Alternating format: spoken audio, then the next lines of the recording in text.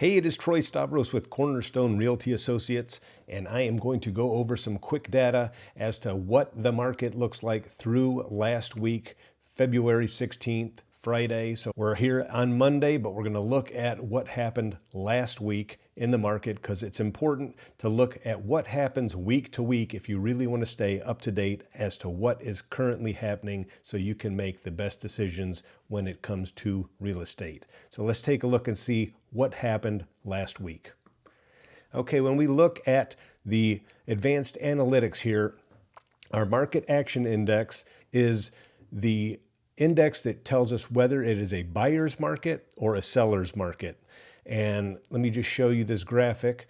This graphic here gives you a visual of the market action index. The number 30 is the break-even point between a buyer's market and a seller's market. So below 30 is a buyer's market, above 30 is a seller's market, and we are currently above 30. So when we go back and look in here and see what the market action index has done since the beginning of the year, it has definitely trended upward, meaning the market is getting better and better for sellers, getting to more and more of a seller's market. At the beginning of the year, we were only at a 41.76, and as of last Friday, we were at a 59.05. So that's good news for sellers and good news for the market.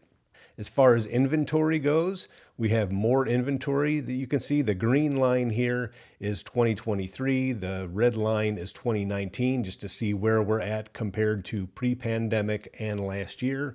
We have more inventory than we did a year ago at this time, so that's good news for buyers, but still significantly less inventory than pre-pandemic, which is why home prices are continuing to rise and why buyers are still having trouble finding homes. The median new list price of homes is pretty much the same as it was last year, so that is good news. Things haven't gone too far higher for buyers, but also good news when we look at the median price of homes, we are below where we were last year. So a buyer might get a little bit more home for their money than they would have gotten a year ago right now, because the median price of active homes is less now than it was 1 year ago. When we look at price decreases, you can see that has fallen since the beginning of the year. At the beginning of the year in January, we were at 50%. That meant 50% of the homes that were active on the market had a price reduction. Well, that has definitely dropped, and now as of last Friday, we are only at 43% of homes that are actively on the market have had a price reduction. So it's good to see that number falling.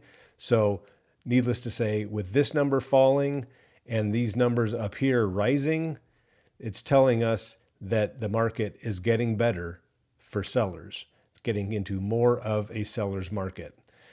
More good news for buyers, though. When we look at the new listings, when we compare the number of new listings that hit the market compared to last year, significantly more. Last year, we only had 72 homes hit the market during the same week, and then last week we had 98 homes hit the market. So considerably more homes hitting the market. Good news for buyers. That just means you're going to have more homes to choose from. So that's good. When we look at the homes that have the biggest sellers markets right now, 37931, Oak Ridge, in 37932, the Hardin Valley area, those are the top three. The only area that has a buyer's market right now is Sevierville, and that's Sevier County. If you watched the big update video that I did last week, you know that is because of Sevier County being a big investor-driven market. So with interest rates above 7%, right now it's hard for investors to cash flow, so we are definitely seeing more investors selling and less buying. When we jump over to this data here, this market segment section shows us the 4 different segments of the market in Knoxville broken into percentiles. So the lowest percentile, the average price is about $280. Above that, it's $399. Above that, it's $549.9.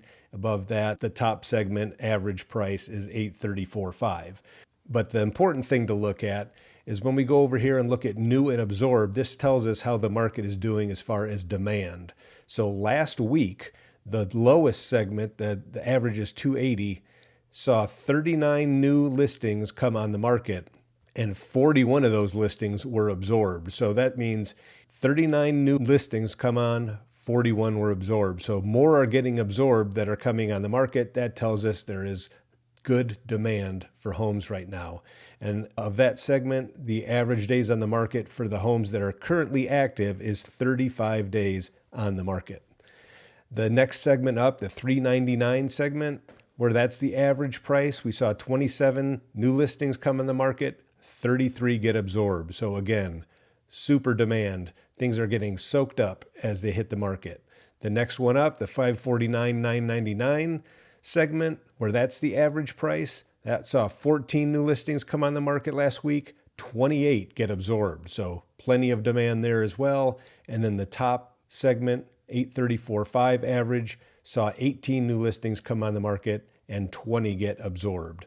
So there is demand for the new listings hitting the market. Okay, I hope that's been helpful. We'll look at this again next week and see how things look, but it's important to stay on top of what's happening every week so you can see the shifts in the market. But as of right now, things are looking good. Things are moving in the right direction for sellers, moving into more of a seller's market than we were at the beginning of the year. This is Troy Stavros with Cornerstone Realty Associates, and we will talk to you soon. Remember, the data matters.